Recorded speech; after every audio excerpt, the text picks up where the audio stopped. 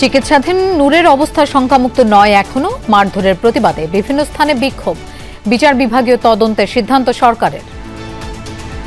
এই ঘটনার উপরে একটি জুডিশিয়াল তদন্তের সিদ্ধান্ত হয়েছে এবং এই তদন্ত জুডিশিয়াল একজন হাইকোর্টের জাস্টিসের নেতৃত্বে এই তদন্ত হবে। অন্তর্ভুক্তিমূলক দেশ গড়তে চায় বিএনপি। 34 জাতিগোষ্ঠীর প্রতিনিধি সমাবেশে তারেক রহমান। একটি অন্তর্ভুক্তিমূলক রাষ্ট্র ও সমাজ, একটি অন্তর্ভুক্তিমূলক নিরাপদ বাংলাদেশ গড়তে আমরা বদ্ধপরিকর। ইশতেহার তৈরির পাশাপাশি পুরো দমে চলছে নির্বাচনী প্রস্তুতি। আন্তর্জাতিক গুম প্রতিরোধ দিবসে বিভিন্ন জেলায় মানববন্ধন ও র্যালি। সন্ধানের তাগিদ পরিবারের বিভীষিকাময় অভিজ্ঞতা তুলে ধরেন ভুক্তভোগীরা। প্রচার লিফলেট বিতরণে ব্যস্ত ডাকসু নির্বাচনের পদপ্রার্থীরা। বাক্সাসের ইশতেহার ঘোষণা, বৈরী আবহাওয়ার কারণে ডাকসুতে ঢিলে ঢালা প্রচারণা। রাজনৈতিক সংস্কার গুরুত্ব পেলেও প্রাধান্য পাচ্ছে না অর্থনীতি। ইআরএফ এর আয়োজনে বক্তারা। বিনিয়োগ স্থবিরতার কথা বললেন ডক্টর মুস্তাফিজ। ভারী বৃষ্টি, পাহাড়ি ঢলে বিপর্যস্ত ভারতের কাশ্মীর, হিমাচল প্রদেশ। অবনতি ঘটেছে পাকিস্তানের বন্যা পরিস্থিতিরও।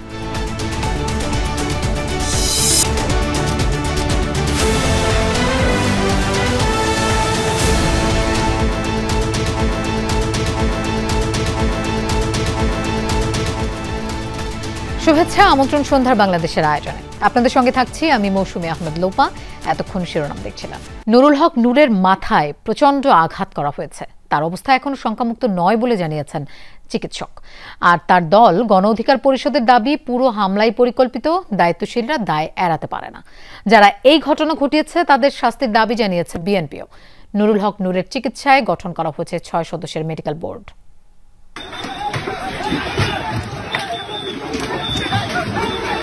বিজয়নগরে গণ অধিকার পরিষদের সভাপতি ও ডাকসুর সাবেক ভিপি নুরুল হক নূরের উপর হামলা চালানো হয় শুক্রবার রাতে। এ সময় নূরের মাথা ও নাক মারাত্মকভাবে ক্ষতিগ্রস্ত হয়। ঢাকা মেডিকেলের আইসিইউতে ভর্তি নূরের চিকিৎসা চলছে মেডিকেল বোর্ডের অধীনে। তাকে দেখতে আসেন বিএনপির স্বাস্থ্য বিষয়ক সম্পাদক ডাক্তার রফিকুল ইসলাম। জ্ঞান ফিরলেও তিনি এখনও শঙ্কামুক্ত নন বলে জানিয়েছেন ঢাকা মেডিকেলের নিউরোসার্জন ডাক্তার জাহিদ রায়হান। সে যেভাবে মারাত্মকভাবে আহত হয়েছে সেটি হয়তো আরও খারাপ দিকেও টার্ন নিতে পারত, কিন্তু তার এই আহত হওয়াটা এবং এজ এ জুলাই যোদ্ধা হিসেবে আমি অত্যন্ত দুঃখ ভারাক্রান্ত হৃদয়ে বলতে চাই যে এই ধরনের ঘটনা যে বা যারা ঘটিয়েছেন তাদেরকে অবশ্যই বিচারের আওতাধীন আসা উচিত। আমরা এখন আল্লাহ করতেছি, এই মাথার পানিটা যদি বেড়ে যায় ওনার এই কনসাস লেভেল কিন্তু থাকবে না, তখন আমাদের অন্য ব্যবস্থা নিতে হবে। আরেকটা জিনিস, সেটা হলো ওনার রক্তে সোডিয়ামের পরিমাণ কম। যেখানে 135 থেকে 45 থাকে, ওনার সোডিয়াম কিন্তু কমে আসছে 121। 121 is a very bad sign for subarachnoid haemorrhage. তো আমরা ভালো মন্দ কিছুই বলতেছি না, আমরা সর্বোচ্চ সার্ভিস উনি এখানে পাচ্ছেন। গতকালের হামলায় আহত গণ অধিকার পরিষদের সাধারণ সম্পাদক রাশেদ খান দাবি করেন, পরিকল্পিতভাবে নূরকে হত্যার চেষ্টা করা হয়েছে। নুরুল হক নূরকে যে হত্যা চেষ্টা করা হয়েছে, আমরা মনে করছি হত্যার উদ্দেশ্যে পরিকল্পিতভাবে নুরুল হক নূরের উপর গতকাল হামলা করা হয়েছে। সেনাপ্রধানের উদ্দেশ্যে বলতে চাই, যদি আপনি এই ঘটনার দায় না নিতে চান তাহলে আপনাকে অবশ্যই তদন্ত সাপেক্ষে সেনাবাহিনীর যারা নুরুল হক নূরকে রক্তাক্ত করেছে, যারা আমাদের নেতাকর্মীদেরকে রক্তাক্ত করেছে, তাদের বিরুদ্ধে উপযুক্ত ব্যবস্থা গ্রহণ করতে হবে। পরে হাসপাতালে আসেন বিএনপির স্থায়ী কমিটির সদস্য ডক্টর আব্দুল মঈন খান। বলেন, গণতন্ত্রে উত্তরণের জন্য যারা আন্দোলন করেছেন তাদের উপর নির্মম হামলা দেশের মানুষ মেনে নেবে না। 2024-এর অগাস্ট থেকে যে রূপান্তর প্রক্রিয়া শুরু হয়েছে, গণতন্ত্রের রূপান্তরের যে প্রক্রিয়া শুরু হয়েছে, সেই প্রক্রিয়া আমরা অতি শীঘ্র সম্পন্ন করব, যাতে করে গতকাল নুরুর উপরে যে ঘটনা হয়েছে যে অত্যাচার হয়েছে, যে জুলুম হয়েছে, সেটার যেন এদেশে আর কোনোদিন পুনরাবৃত্তি না ঘটে। নূরের উপর হামলার ঘটনায় আইনগত ব্যবস্থা নেওয়ার কথা ভাবছে গণ অধিকার পরিষদ। এই ঘটনার সাথে যারা জড়িত। রাব্বি সিদ্দিকী, যমুনা নিউজ, ঢাকা। গণ অধিকার পরিষদের সভাপতি নুরুল হক নূরের উপর হামলার ঘটনায় বিচার বিভাগীয় তদন্তের সিদ্ধান্ত নিয়েছে অন্তর্বর্তী সরকার। কয়েকজন উপদেষ্টা, পুলিশের বিভিন্ন শাখার ঊর্ধ্বতন কর্মকর্তাদের সাথে বৈঠকের পর এই সিদ্ধান্ত নেওয়া হয়েছে বলে জানিয়েছেন প্রধান উপদেষ্টার প্রেস সচিব শফিকুল আলম। তিনি জানান, রোববার নির্বাচন ও সমসাময়িক বিষয়ে বিএনপি, জামায়াত ও এনসিপির সঙ্গে বৈঠক করবেন প্রধান উপদেষ্টা। জাতীয় পার্টির কার্যালয়ের সামনে শুক্রবার হামলার শিকার হন গণ অধিকার পরিষদের সভাপতি নুরুল হক নূর। পুলিশ ও সেনা সদস্যদের মারধরের শিকার হন তিনি। ঢাকা মেডিকেলে চলছে তার চিকিৎসা। এই পরিস্থিতিতে প্রধান উপদেষ্টার সাথে জরুরি বৈঠকে বসেন কয়েকজন উপদেষ্টা সহ আইনশৃঙ্খলা বাহিনীর বিভিন্ন স্তরের কর্মকর্তারা। বৈঠক শেষে প্রধান উপদেষ্টার প্রেস সচিব জানান, নূরের উপর হামলার বিচার বিভাগীয় তদন্ত করবে সরকার। এই ঘটনায় জাতীয় পার্টির ভূমিকাও খতিয়ে দেখা হবে। এই ঘটনার উপরে একটি জুডিশিয়াল তদন্তের সিদ্ধান্ত হয়েছে এবং এই তদন্ত ইম্পার্শিয়াল জুডিশিয়াল তদন্তটা করবেন হচ্ছে একজন হাইকোর্টের জাস্টিসের নেতৃত্বে এই তদন্ত হবে। প্রেস সচিব জানান, রোববার সার্বিক পরিস্থিতি ও নির্বাচন বিষয়ে বিএনপি, জামায়াত ও এনসিপির সাথে বৈঠকে বসবেন প্রধান উপদেষ্টা। আগামীকাল কিছু পার্টির সাথে, রাজনৈতিক দলের সাথে আমাদের চিফ অ্যাডভাইজার বসবেন। 3টার সময় বিএনপির সাথে বর্তমান পরিস্থিতি এবং ইলেকশন নিয়ে আলাপ আলোচনা হবে। আগামীকাল 3টার সময় বিএনপির সাথে মিটিং আছে, 4:30টায় জামাত এবং সন্ধ্যা 6টায় এনসিপি। এক প্রশ্নের জবাবে শফিকুল আলম বলেন, ফেব্রুয়ারির 15 তারিখের আগেই হবে নির্বাচন। এটা স্ট্রংলি আমরা বলছি, ইলেকশন ফেব্রুয়ারির প্রথমার্ধে হবে। এই কোনো শক্তি না এটা প্রতিহত করতে পারবে। ইলেকশন ঠিক ফেব্রুয়ারির 15 তারিখের আগে হবে, ফেব্রুয়ারির প্রথমার্ধে হবে। কোনো ধরনের কোনো কনস্পিরেসি এটাকে থামাতে পারবে না। এদিকে আহত নুরুল হক নূর ও তার পরিবারের সঙ্গে কথা বলেছেন প্রধান উপদেষ্টা ডক্টর মোহাম্মদ ইউনূস। তিনি উন্নত চিকিৎসা ও প্রয়োজনে আহতদের দেশের বাইরে পাঠানোর কথা জানান এবং অন্যান্য যারা ইনজুর হয়েছেন সবাইকে যেন বাংলাদেশের সর্বোচ্চ সবচেয়ে ভালো চিকিৎসা পান সেটা ইনশিওর করার উনি বলেছেন। মাইনুল মারুফ, যমুনা নিউজ, ঢাকা। নুরুল হক নূরের উপর হামলা বিচ্ছিন্ন ঘটনা নয়, বরং গভীর চক্রান্ত এবং ষড়যন্ত্রের অংশ, এই মন্তব্য করেছেন অ্যাটর্নি জেনারেল আসাদুজ্জামান। সকালে জাতীয় বিশ্ববিদ্যালয়ের ঝিনাইদহ আঞ্চলিক কেন্দ্র উদ্বোধনী অনুষ্ঠানে একথা বলেন তিনি। জাতীয় পার্টি ৮২ সাল থেকে ৯০ সাল পর্যন্ত বাংলাদেশের মানুষের রক্তের সাথে বেইমানি করেছেন। জাতীয় পার্টি জুলাই বিপ্লবে আওয়ামী লীগের সহযোগিতা করে তাদের পুরনো সেই ইতিহাস উন্মোচন করেছেন। সুতরাং নূরের উপর হামলা বিচ্ছিন্ন কোনো ঘটনা নয়, এটা সুগভীর চক্রান্ত এবং ষড়যন্ত্রের একটি অংশ। গণ অধিকার পরিষদের ছাত্র নেতা সম্রাটকে পেটানোর একটা ভিডিও ভাইরাল হয়েছে। ভিডিওতে দেখা যায় মেরুন রঙের পোশাক পরা এক যুবক সম্রাটের মাথায় আঘাত করছে। পুলিশ ও সেনা সদস্যদের সামনে সিভিল পোশাকে কে এই ব্যক্তি হামলা করেছে তা নিয়ে তৈরি হয় ধূম্রজাল। পুলিশ, ডিবি কেউ তার পরিচয় নিশ্চিত করেনি। জানা যায় হামলাকারী ব্যক্তি কনস্টেবল মিজানুর রহমান। পরে প্রধান উপদেষ্টার প্রেস সচিবও জানান, হামলাকারী পুলিশেরই সদস্য। শুক্রবার রাতে কাকরাইলে জাতীয় পার্টির সাথে গণ অধিকার পরিষদের নেতাকর্মীদের সাথে সংঘর্ষের সময় নুরুল হক নূর সহ বেশ কিছু নেতাকর্মীদের পেটায় আইন শৃঙ্খলা বাহিনীর সদস্যরা। এ সময় ছাত্রনেতা সম্রাটকে লাঠি দিয়ে মাথায় আঘাত করতে থাকেন সাদা পোশাকের এক যুবক, যা সামাজিক যোগাযোগ মাধ্যমে ভাইরাল হয়। ঘটনার পর থেকে গণ অধিকার পরিষদের নেতারা অভিযোগ করেন, সেনাবাহিনী ও পুলিশের উপস্থিতিতে বহিরাগতরাও তাদের উপর হামলা করেছে। তখনও স্পষ্ট হয়নি ওই ব্যক্তিকে। পরে জানা যায় হামলাকারী পুলিশ সদস্যই, পল্টন থানা কনস্টেবল মোহাম্মদ মিজানুর রহমান। তিনি ওই থানারই ওসির ড্রাইভার। তবে ডিএমপির পক্ষ থেকে তার নাম পরিচয় জানতে চাইলে কোনো মন্তব্য করতে রাজি হয়নি। ডিবি প্রধান শফিকুল ইসলাম জানান, হামলায় অংশ নেয়া ব্যক্তিটি ডিবিরও সদস্য নয়।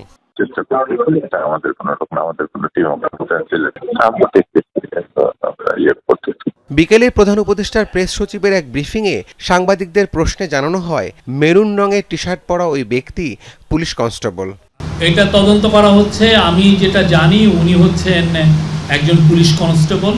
হ্যাঁ, উনি ওই ল ডিউটিতেই ছিলেন। বাকিটা আপনারা ডিএমপির কাছ থেকে জানতে পারবেন।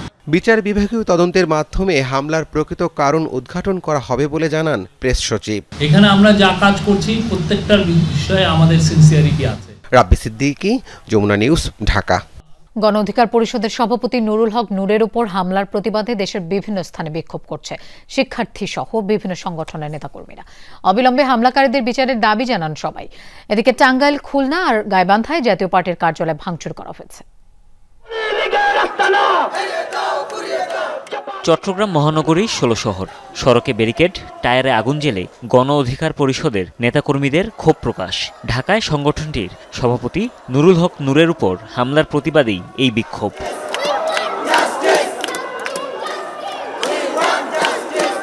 এ সময় লাঠি হাতে গাড়ি চলাচল নিয়ন্ত্রণ করতে দেখা যায় বিক্ষুব্ধ নেতাকর্মীদের অনেককে। কর্মসূচিতে যোগ দেয় বৈষম্য বিরোধী ছাত্র আন্দোলন, NCP, Islamic front, up Bangladesh সহ বিভিন্ন দল ও সংগঠনের নেতাকর্মীরা। পরে বিক্ষোভ মিছিল নিয়ে সিএমপি কার্যালয়ের সামনে হামলাকারীদের বিচার দাবি করে সবাই। জাতীয় পার্টি নিষিদ্ধ চায়, পাশাপাশি গতকাল যারা হামলা করেছে তাদেরকে অনতিবিলম্বে বহিষ্কার করতে হবে। টাঙ্গাইলে জাতীয় পার্টির অফিস ভাঙচুরের অভিযোগ উঠেছে গণ অধিকার পরিষদের নেতাকর্মীদের বিরুদ্ধে। ঢাকা টাঙ্গাইল মহাসড়ক অবরোধ করে নূরের উপর হামলার ঘটনায় সুষ্ঠু তদন্তের দাবি জানানো হয়। জাতীয় পার্টির কার্যালয়ে ভাঙচুর চালানো হয় গাইবান্ধাতেও।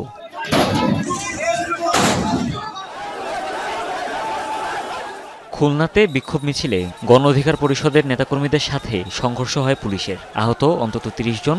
পরে এখানেও ডাকবাংলো মোড়ে জাতীয় পার্টির অফিসে ভাঙচুর চালানো হয়। নূরের উপর হামলার প্রতিবাদে ঢাকা রাজশাহী মহাসড়ক অবরোধ করে রাবি শিক্ষার্থী সহ বিভিন্ন সংগঠন। অভিযোগ, এখনও ফ্যাসিবাদীদের পুনর্বাসনে কাজ করছে একটি দল। বিক্ষোভ হয়েছে নুরুল হক নূরের জেলা পটুয়াখালীতেও। আওয়ামী লীগকে ফিরিয়ে আনার চক্রান্তের অংশ হিসেবেই নূরের উপর হামলা চালানো হয়েছে বলে দাবি আন্দোলনকারীদের। হামলার প্রতিবাদে বিক্ষোভ হয়েছে রংপুরেও। এ সময় আইনশৃঙ্খলা বাহিনীর সমালোচনা করেন গণ অধিকার পরিষদের নেতাকর্মীরা। আমাদের নুরুল হক নূর সহ নেতাকর্মীদের উপর হামলা চালিয়েছে, তাদেরকেও অবিলম্বে আইনের আওতায় নিয়ে আসতে হবে, পদত্যাগ করাইতে হবে। এদিকে আওয়ামী লীগের ভোট পেলেই জাতীয় পার্টি অনেক আসন পাবে এমন শঙ্কা থেকেই বারবার দলটির উপর হামলা চালানো হচ্ছে। রংপুরে এমনটাই দাবি করেন দলের কো চেয়ারম্যান মোস্তাফিজুর রহমান মোস্তফা। আওয়ামী লীগের যারা সমর্থক বা ভোটার তারা জাতীয় পার্টিকে ভোট দিতে পারে, এই ধরনের আশঙ্কা থেকেই জাতীয় পার্টির উপরে তারা বারবার এই ধরনের প্রেশার করতেছে। এদের সাথে আওয়ামী লীগ যে মাত্রাসুলভ আচরণ করেছে, আমরা এই সরকারের কাছেও সেই আচরণ পেয়েছি। আওয়ামী লীগের পক্ষে বা আওয়ামী লীগের বিপক্ষে যাওয়ার আমাদের কোনো প্রশ্নই ওঠে না। নূরের উপর হামলার প্রতিবাদে দিনাজপুরে হওয়া বিক্ষোভ মিছিলটি কালীতলা জাতীয় পার্টির অফিসের কাছাকাছি পৌঁছালে আইনশৃঙ্খলা বাহিনী বাধা দেয়। ধস্তাধস্তির এক পর্যায়ে আহত হয় একজন। এছাড়া বরিশাল, ময়মনসিংহ, গাজীপুর সহ দেশের বিভিন্ন স্থানে নূরের উপর হামলাকারীদের বিচারের দাবি উঠে আসে। হুমায়ুন রশিদ, যমুনা নিউজ। ডাকসুর সাবেক ভিপি নুরুল হক নূরের উপর হামলার প্রতিবাদে ঢাকা বিশ্ববিদ্যালয়ে চলছে বিক্ষোভ ও মশাল মিছিল। সাথে আছেন আমাদের সহকর্মী আরিফুর রহমান সবুজ। আমরা তার কাছে যাচ্ছি। সবুজ, এই মুহূর্তে কোথায় রয়েছে বিক্ষোভ মিছিলটি, একটু বিস্তারিত জানতে চাই। লোপা, বিক্ষোভ মিছিলটি শুরু হওয়ার কথা ছিল শহীদ মিনার থেকে, কিন্তু এখন পর্যন্ত আমরা যতটুকু দেখছি এখানে এখন পর্যন্ত মশাল মিছিলটি যারা আয়োজন করছেন তাদের কেউ আসেনি। হয়তো কিছুক্ষণের মধ্যে এই মশাল মিছিলটি শুরু হবে এবং এর পাশাপাশি আজকে সারাদিনই বিচ্ছিন্নভাবে আসলে এই ডাকসুর সাবেক ভিপি নুরুল হক নূরের উপর হামলার যে ঘটনা, সেই হামলার ঘটনার বিভিন্ন সংগঠনের পক্ষ থেকে আসলে প্রতিবাদ জানানো হয়েছে এবং যারা এই ঘটনার সঙ্গে জড়িত তাদের বিচারের আওতায় আনার দাবি জানানো হয়েছে এবং সেই প্রেক্ষাপটে মূলত আজকে এই মশাল মিছিলটি শুরু হওয়ার কথা, প্রতিবাদ স্বরূপ, এবং এটি হয়তো কিছুক্ষণের মধ্যেই শুরু হয়ে যাবে। সেটি শহীদ মিনারও হতে পারে এবং রাজু ভাস্কর্যের সামনেও হতে পারে। সব কিছু মিলিয়ে যারা সারাদিনই বিভিন্নভাবে নুরুল হক নূরের উপর যে নেককারজনক হামলার ঘটনা, সেই হামলার ঘটনার প্রতিবাদ জানিয়েছেন এবং তারা বলছেন যে এই ঘটনার সুষ্ঠু তদন্ত করতে হবে, কার উস্কানিতে এই ঘটনাটি ঘটেছে এবং কারা এই ঘটনার সঙ্গে কারা অতি উৎসাহী হয়ে আসলে এইভাবে প্রকাশ্য গণমাধ্যম কর্মীদের সামনে ক্যামেরার সামনে এইভাবে হামলা চালিয়েছে। তাদেরকে চিহ্নিত করা খুব সহজ, তাদেরকে চিহ্নিত করে দ্রুত ব্যবস্থা নেওয়ার কথা বলেছেন, দাবি জানিয়েছেন। সবুজ, আপনাকে ধন্যবাদ আমাদের সাথে যোগ দেওয়ার জন্য। রাজধানীর কাকরাইলে জাতীয় পার্টির কেন্দ্রীয় কার্যালয় এলাকায় সংঘর্ষ চলছে, সেখানে আছেন আমাদের সহকর্মী আশিকুর রহমান। আমরা তার কাছে যাচ্ছি। আশিক, কাদের মধ্যে সংঘর্ষ চলছে, এই মুহূর্তের পরিস্থিতিটা কেমন দেখছেন একটু জানাবেন আমাদের।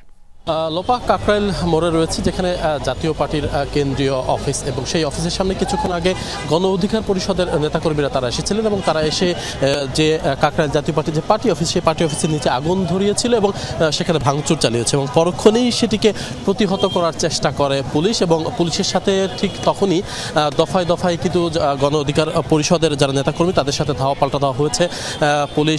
পুলিশের সাথে তারা পুলিশের উপর পাটকেল নিক্ষেপ করেছে এবং এই ঘটনা কিন্তু বেশ দীর্ঘ সময় ধরে চলেছে। তো এখন সর্বশেষ পরিস্থিতি যেটি বলা চলে যে এখন কিছুটা পরিস্থিতি থেমেছে, অর্থাৎ গণ অধিকার পরিষদের নেতাকর্মীরা তারা পিছু হটে তারা তাদের অফিসের দিকে বিজয়নগরের দিকে চলে গেছে এবং এই মুহূর্তে জাতীয় পার্টির কার্যালয়ের সামনে এবং ভেতরে জাতীয় পার্টির নেতাকর্মীরা রয়েছে এবং পুলিশ সদস্যদের ব্যাপক উপস্থিতি আমরা দেখতে পাচ্ছি এবং পুলিশ সদস্যরা এই জাতীয় পার্টির অফিসটিকে চারিপাশ থেকে অবরুদ্ধ করে রেখেছে, অর্থাৎ ঘিরে রেখেছে, যে কোনো ধরনের যেন অপ্রীতিকর ঘটনা না ঘটে, কোনো ধরনের হামলা ভাঙচুরের ঘটনা যেন না ঘটে, সেটি কিন্তু পুলিশ চেষ্টা চালিয়ে যাচ্ছে এবং পুলিশকে উপেক্ষা করেই কিন্তু কিছুক্ষণ আগে গণ অধিকার পরিষদের যারা নেতাকর্মীরা ছিলেন তারা কিন্তু এই ঘটনাস্থলে এখানে এসে কিন্তু তারা তাদের এই জাতীয় পার্টির যে অফিসের যে নিচতলা নিচে কিন্তু তারা আগুন দেওয়ার চেষ্টা করে এবং আগুন ধরিয়ে দেয়, পরবর্তীতে সেটি নিভিয়ে ফেলা হয়েছে। এখন পর্যন্ত আমরা জানি যে কিছুক্ষণ আগেই কিন্তু গণ অধিকার পরিষদের নেতাকর্মীদের সাথে পুলিশের দফায় দফায় ধাওয়া পাল্টা দেওয়া হয়েছে, দফায় দফায় ইট পাটকেল নিক্ষেপের ঘটনা ঘটেছে, বেশ কয়েকজন আহত হয়েছে, এই খবর আমরা জানতে পেরেছি। তো এখন পুলিশ শান্তিপূর্ণ অবস্থানে রয়েছে এবং পুলিশ জাতীয় পার্টির যে অফিসটি সেই অফিসের চারপাশে তারা অবস্থান নিয়ে আছে যেন কোনো ধরনের অপ্রীতিকর পরিস্থিতি সৃষ্টি না হয়। অতিরিক্ত পুলিশ মোতায়েন করা হয়েছে। আমরা দেখেছি পুলিশ কিছুক্ষণ আগে জলকামান নিক্ষেপ করেছে, জলকামান নিক্ষেপ করে মূলত গণ অধিকার পরিষদের যারা নেতাকর্মীরা ছিলেন তাদেরকে পুলিশ ছত্রভঙ্গ করে দিয়েছে এবং এতে করে এখন পরিস্থিতি কিছুটা শান্ত বলা চলে। তবে মাঝে মাঝে আসলে পরিস্থিতি অশান্ত হচ্ছে, মাঝে মাঝেই কিছু নেতাকর্মীরা এসে তারা এই পরিস্থিতি ঘোলাটে করার চেষ্টা করছে। তো পুলিশের পক্ষ থেকে জানানো হয়েছে যে কেউ মব সৃষ্টি করে কোনো রাজনৈতিক দল বা কারোর উপর যেন কোনো ধরনের হামলা ভাঙচুর বা কোনো ধরনের অপ্রীতিকর পরিস্থিতি যেন না ঘটে, সে কারণে কিন্তু পুলিশরা কিন্তু সতর্ক অবস্থান রয়েছে। আর আপনি জানেন যে গতকাল কিন্তু এই পার্টির অফিসের ভাঙচুরকে কেন্দ্র করে, আগুন দেওয়ার বিষয়কে কেন্দ্র করে গণ অধিকারের যে সভাপতি নুরুল হক নূর তার উপর কিন্তু হামলার ঘটনা ঘটেছে। সব মিলিয়ে আসলে এই যে ঘোলাটে পরিস্থিতি কিন্তু গত কয়েকদিন ধরে চলছে। তো তার অবস্থা এখনো সংখ্যামুক্ত নয়, এটি জানিয়েছেন চিকিৎসকরা। আশিক মাহমুদ, আপনাকে ধন্যবাদ আমাদের সাথে যোগ দেওয়ার জন্য। ফেব্রুয়ারির নির্বাচন কেউ ঠেকাতে পারবে না, এই মন্তব্য করেছেন বিএনপির স্থায়ী কমিটির সদস্য সালাউদ্দিন আহমেদ। সকালে নেত্রকোনায় জেলা বিএনপির সম্মেলনে অংশ নিয়ে সালাউদ্দিন বলেন, বাংলাদেশের মানুষ এখন নির্বাচনমুখী, দেশ জুড়ে বইছে ভোটের আমেজ। এখন যদি কোনো দল নির্বাচনের বিরোধিতা করে তাহলে জনগণ তাদের প্রত্যাখ্যান করবে। তিনি আরো বলেন, বাংলাদেশের সংবিধানে পিয়ার নামক কোনো শব্দই নেই। আমরা সাংবিধানিক সংস্কার করছি, রাষ্ট্র কাঠামোর গণতান্ত্রিক সংস্কার করছি, আমরা একটি লক্ষ্য নিয়ে সংস্কার করছি, যাতে এই দেশে আর কোনোদিন ফ্যাসিবাদের উৎপত্তি না হয়, জন্ম না হয়। সাংবিধানিকভাবে অথবা সংসদীয়ভাবে ব্যক্তি স্বৈরতন্ত্রের প্রবর্তন না হয়, ব্যক্তি স্বৈরতান্ত্রিকতার প্রবর্তন না হয়, দলীয় স্বেচ্ছাচারিতার প্রবর্তন না হয়। এদিকে দীর্ঘ 17 বছর পর মেহেরপুর জেলা বিএনপির সম্মেলন অনুষ্ঠিত হয়েছে। সকাল থেকে খণ্ড খণ্ড মিছিল নিয়ে সম্মেলন স্থলে জড়ো হন নেতাকর্মীরা। তৈরি হয় উৎসব মুখর পরিবেশ। এতে প্রধান অতিথি ছিলেন বিএনপির ভাইস চেয়ারম্যান অধ্যাপক নার্গিস বেগম। সম্মেলনে বিএনপি চেয়ারপারসনের উপদেষ্টা আমানুল্লাহ আমান বলেন, গত 16 বছর বাংলাদেশে একদলীয় শাসন ব্যবস্থা ছিল। শেখ হাসিনা ও তার দোসরদের বিচার এই দেশের মাটিতেই হবে। শেখ হাসিনার দোসরদের এই বাংলাদেশের মাটিতে আইন অনুযায়ী, বিচার অনুযায়ী ফাঁসি হবে, কেউ রক্ষা করতে পারবে না। ঐকমত্য কমিশনের সিদ্ধান্ত বাস্তবায়ন এবং স্বাস্থ্য শিক্ষা প্রযুক্তিতে গুরুত্ব দিয়ে দলীয় ইশতেহার তৈরির কাজ শুরু করেছে বিএনপি। চলছে সম্ভাব্য প্রার্থী তালিকার তথ্য হালনাগাদের কাজও। কাউন্সিলের মাধ্যমে পুনর্গঠন করা হচ্ছে জেলা উপজেলা থেকে ইউনিয়ন পর্যায়ের সব কমিটি। এসব কর্মযজ্ঞের মাধ্যমে বিএনপির অভ্যন্তরে পুরোদমে নির্বাচনী প্রস্তুতি শুরু হয়েছে বলে জানিয়েছেন দলটির দায়িত্বশীল নেতারা। বলছেন, সত্যিকার অর্থে জনগণের সংসদ গঠনে শুধু আন্দোলন সংগ্রামের ভূমিকা নয়, যোগ্যতা দেখে ঠিক করা হবে ধানের শীষের প্রার্থী। আরফিন শাকিলের প্রতিবেদন। নির্বাচনের সময় ঘোষণা হলেও নানা দাবি নিয়ে এখনো উত্তপ্ত রাজনৈতিক অঙ্গন। তবে তা ছেদ ফেলেনি বিএনপির নির্বাচনী প্রস্তুতির কাজে। ফেব্রুয়ারিতে ভোটের সময় ঘোষণার পরপরই সাংগঠনিক গতিশীলতা কয়েকগুণ বাড়িয়েছে দলটি। মহা উৎসবে বিভিন্ন জেলায় হচ্ছে কাউন্সিল, রদবদল আনা হচ্ছে জেলা, উপজেলা, ইউনিয়ন কমিটিতে। এরই মধ্যে ধানের শীষের পক্ষে ভোট চাইতে শুরু করেছেন ভারপ্রাপ্ত চেয়ারম্যান তারেক রহমান। তারুণ্যের প্রথম ভোট ধানের শীষের জন্য হোক। তাই নির্বাচনী প্রস্তুতিতেও পুরোদমে মনোযোগ দিয়েছে বিএনপি। ইশতেহার থেকে প্রার্থী বাছাইয়ে সবচেয়ে বেশি গুরুত্ব দলটির। যে জেলাগুলোতে সম্মেলন হয়নি সেই জেলাগুলোতে আমরা সম্মেলন শেষ করছি। আমাদের আপনার পলিটিক্যাল অ্যাক্টিভিটিস, সাংগঠনিক অ্যাক্টিভিটিস চলছে। অল্প দিনের মধ্যে আমাদের নির্বাচনীর যে সিলেকশন অফ নমিনেশন, এটা তো বড় ব্যাপার থাকবে, সেটাও আমরা কাজ শুরু করব। বেশ গোপনীয়তার সাথে জানুয়ারি থেকে মে মাসে সারা দেশে অন্তত 4টি জরিপ পরিচালনা করে বিএনপির হাইকমান্ড। এতে কিছুটা বদলে গেছে সিদ্ধান্ত। শুধু আন্দোলনের ভূমিকা দেখে নয়, সার্বিক বিবেচনায় ধানের শীষের প্রার্থী হতে ঠিক করা হয়েছে নতুন মানদণ্ড।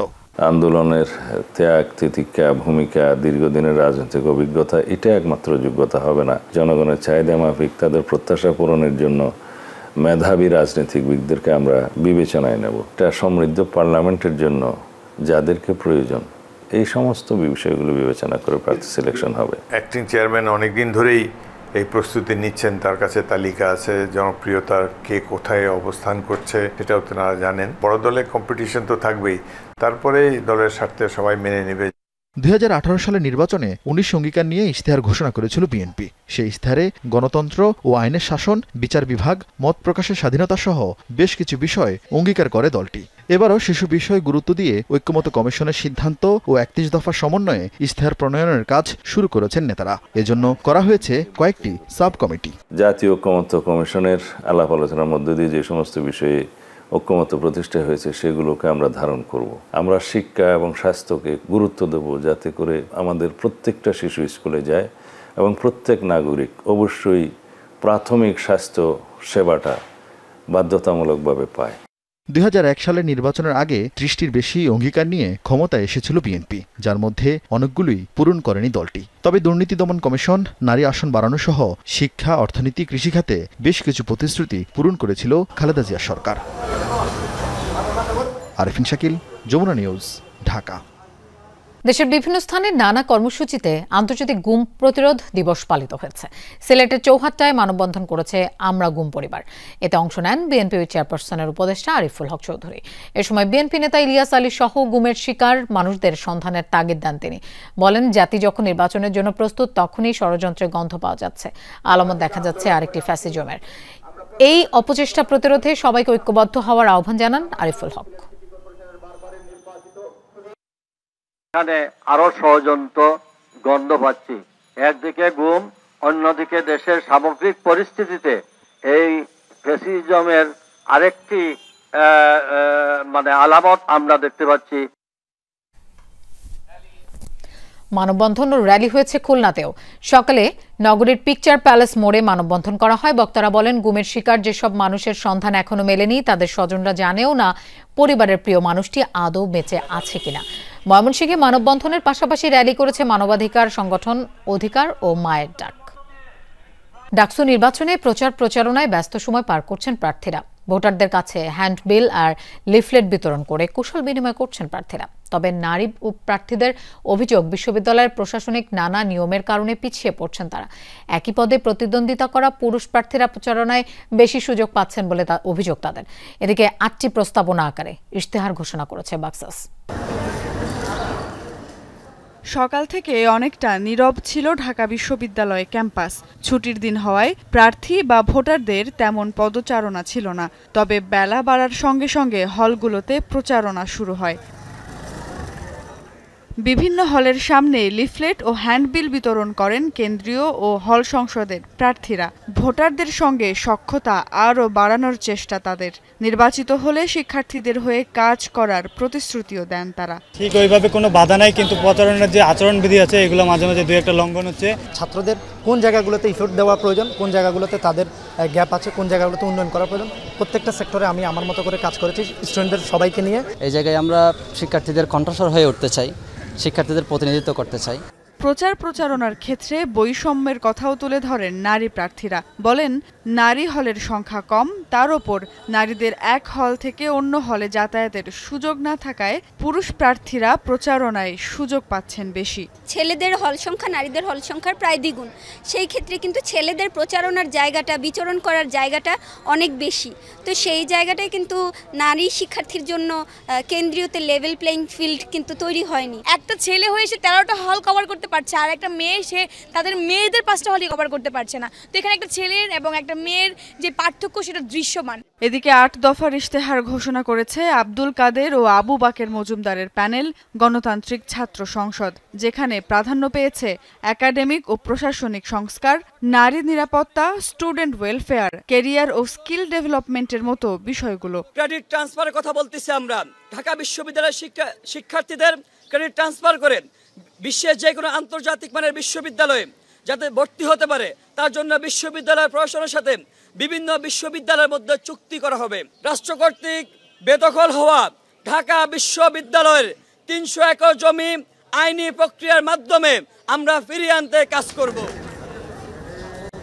প্রচার প্রচারণায় আচরণবিধি লঙ্ঘন নিয়ে একে অপরের বিরুদ্ধে অভিযোগ করছেন প্রার্থীরা। এসব অভিযোগ নিষ্পত্তিতে 7 সদস্যের টাস্কফোর্স গঠন করা হলেও প্রার্থীরা বলছেন নিয়ম ভঙ্গকারীদের বিরুদ্ধে নেওয়া হচ্ছে না কোনো ব্যবস্থা।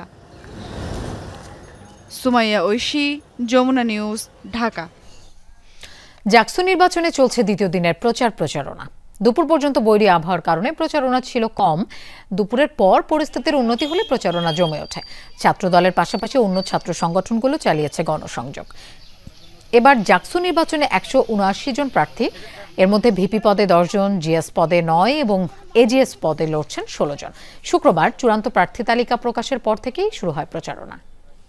সব জাতিগোষ্ঠী নিয়ে অন্তর্ভুক্তিমূলক নিরাপদ বাংলাদেশ গড়তে বিএনপি বদ্ধপরিকর, এমন প্রতিশ্রুতি দিয়ে দলের ভারপ্রাপ্ত চেয়ারম্যান তারেক রহমান আসন্ন জাতীয় সংসদ নির্বাচনে ক্ষুদ্র জাতিগোষ্ঠীর সমর্থন চেয়েছেন।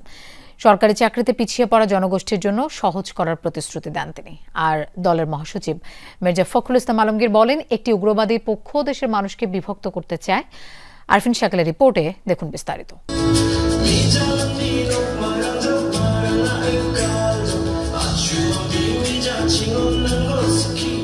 আবহমান বাংলার বৈচিত্র্যময় আদি সংস্কৃতি, দেশের সমতলের 14টি জেলার 37টি ক্ষুদ্র জাতিগোষ্ঠীর ঐতিহ্যবাহী বর্ণিল সাংস্কৃতিক আয়োজন।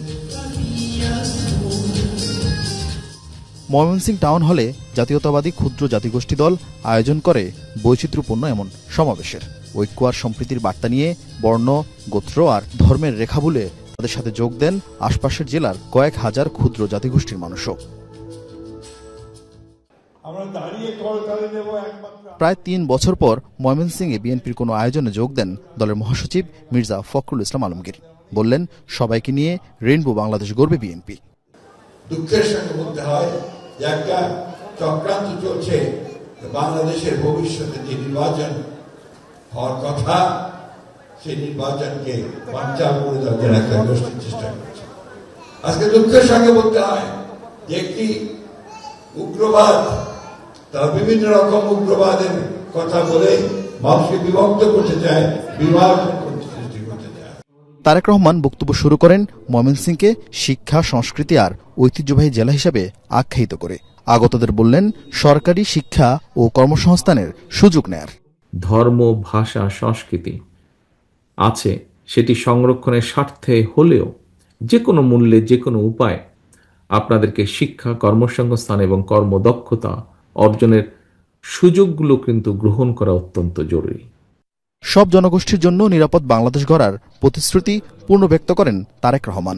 প্রতিশ্রুতি দেন পিছিয়ে পড়া জনগোষ্ঠীর জন্য সরকারি চাকরি সহজ করার। বাংলাদেশের জনগণের রায় বিএনপি আগামী দিনে ইনশাআল্লাহ রাষ্ট্র পরিচালনার দায়িত্ব পেলে ক্ষুদ্র জনগোষ্ঠীর জন্য সরকারি চাকরিতে নিয়োগ প্রক্রিয়া কিভাবে আরো সহজ করা যায় প্রক্রিয়াটিকে, সে ব্যাপারে আমাদের চিন্তা ভাবনা রয়েছে। পাহাড়ে সমতলে দেশের মোট জনসংখ্যার প্রায় 1% বসবাস। আসছে সংসদ নির্বাচনে ধানের শীষের পক্ষে এই জনগোষ্ঠীর সমর্থন চান বিএনপির ভারপ্রাপ্ত চেয়ারম্যান। দল, মত, ধর্ম, বর্ণ, গোত্র, গোষ্ঠী নির্বিশেষে সবার জন্য একটি নিরাপদ বাংলাদেশ প্রতিষ্ঠার জন্য আসন্ন জাতীয় নির্বাচনে বাংলাদেশ জাতীয়তাবাদী দল বিএনপি আপনাদের সক্রিয় সমর্থন এবং সহযোগিতা চায়। এ সময় ক্ষুদ্র জাতিগোষ্ঠীর পক্ষ থেকে বিএনপি নেতাদের রাজাদের ঐতিহ্যবাহী মুকুটের স্মারক পরিয়ে দেওয়া হয়। উপহার দেওয়া হয় বিএনপি চেয়ারপারসন খালেদা জিয়া, ভারপ্রাপ্ত চেয়ারম্যান তারেক রহমান সহ জিয়া পরিবারের সদস্যদের। বিএনপির পক্ষ থেকে সেলাই মেশিন উপহার দেন তারেক রহমান। দেশের সকল জনগোষ্ঠীকে এক জাতির সত্তায় পরিণত করেন বিএনপি প্রতিষ্ঠাতা জিয়া রহমান। দলের চেয়ারপারসন খালেদা জিয়া 2007 সালে এই ক্ষুদ্র জাতিগোষ্ঠীর জন্য আলাদা সংগঠন করার উদ্যোগ নেন। বিএনপির ভারপ্রাপ্ত চেয়ারম্যান তারেক রহমান তার 31 দফায় 15 নম্বরে এই ক্ষুদ্র জাতিগোষ্ঠীর জন্য রূপরেখা দিয়েছেন। আগতদের আশা, এই রূপরেখা বাস্তবায়ন হলে নতুন বাংলাদেশ হবে সাম্য আর সম্প্রীতির। আরিফুল শাকিল, যমুনা নিউজ, ময়মনসিংহ। আর্থিক ব্যবস্থাপনায় কিছুটা শৃঙ্খলা ফিরেছে, তবে এটা পলিসির কারণে আসেনি।